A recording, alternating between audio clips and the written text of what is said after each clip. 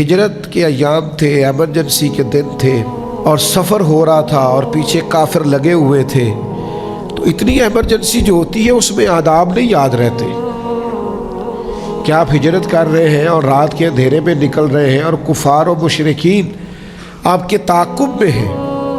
لیکن حضرت صدیق اکبر رضی اللہ تعالیٰ عنہ کے ادب کا معیار اور سٹیٹس دیکھیے کہ ایمرجنسی جتنی بھی ہے اور بظاہر تعاقب کرنے والے جتنے بھی خطرناک ہیں، فرماتے میں نبی پاک علیہ السلام کے لیے دودھ تلاش کرنے گیا ہجرت کے سفر میں، اور میں حضور کے لیے دودھ ڈھونڈ کے لایا، اور جب میں لایا تو محبوب سو چکے۔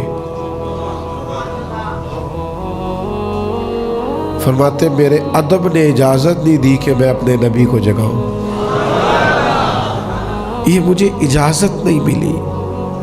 لے سانس بھی آہستہ کہ یہ دربار نبی ہے۔ فرماتے وہ دودھ کا پیالہ لیے میں کھڑا رہا، جب وہ جاگے تو پھر میں نے دونوں ہاتھوں میں رکھ کے وہ پیش کیا۔ ایمرجنسی جتنی بھی ہے، حالات جتنے بھی کٹھن ہیں، ہمیں آداب کو بھولنا نہیں ہے۔ تعداد جتنی مرضی بھی وہاں پہنچ جائے، رش جتنا مرضی بھی ہو، تھکاوٹ جتنی مرضی بھی ہو، حرمین کی حاضری کے وقت بظاہر قانون کے تعلق سے ہمیں چند پابندیوں سے بھی جتنا مرضی سختی سے گزرنا پڑے، لیکن آداب کو بھولنا نہیں ہے۔ کسی مقام پر بھی ادب کے معیار سے 1 انچ بھی پیچھے ہٹنا، یہ ادب بڑا ضروری ہے۔ یہ بڑا آپ جتنے والد صاحب جتنا مرضی بھی سخت بولیں، اللہ کہتا ہے اف نہیں کرنی۔ یا رسول اللہ صلی اللہ علیہ وسلم، والدین ظلم بھی کرے تو خدمت کر دی؟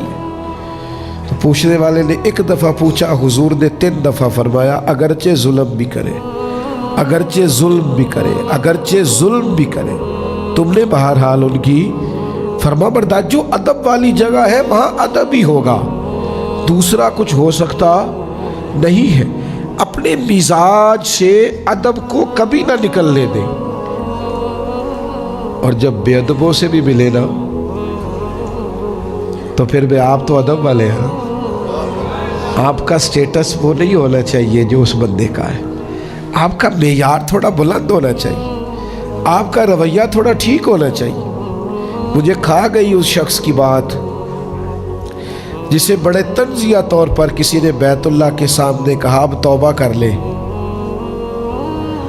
وہ بھی غصہ کر سکتا تھا لیکن کوئی ادب والا تھا، اس نے کہا یار تو دعا کرنا، میں توبہ کر رہا ہوں، وہ میری قبول کر لے۔ اس نے طنزیہ کہا ہے چل کر لے توبہ، بڑی ہو گئی، کہنے لگا تو دعا کر وہ میری قبول کر لے۔ تو محسوس ہوتا ہے کسی نے تربیت دی ہے، کسی نے سمجھایا ہے، کہیں سے سیکھا ہے، کسی کی نظر سے اس نے فیض پایا، کسی کے چاہنے والا ہے، کسی سے پیار کرنے والا ہے، کسی کی نگاہ سے اس نے کچھ حاصل کیا۔